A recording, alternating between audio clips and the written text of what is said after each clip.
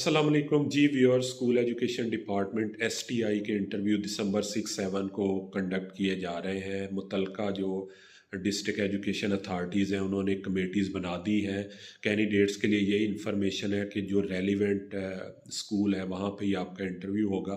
और इसमें मज़ीद मैं क्लियर करता चलूँ कि जिनका रेलिवेंट विलेज या मौज़ा है उनको प्लस पॉइंट या उनके मार्क्स मेरिट में बेहतर है।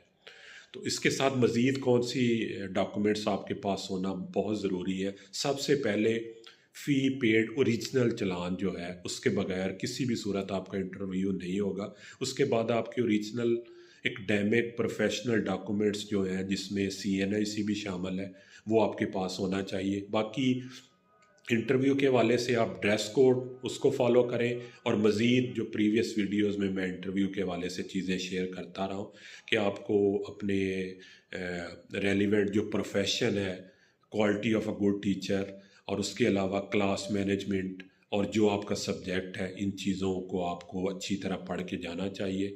बाकी जितने भी इंटरव्यू देने वाले कैंडिडेट्स हैं आप सब के लिए बेस्ट विशेज़ हैं। वस्सलाम।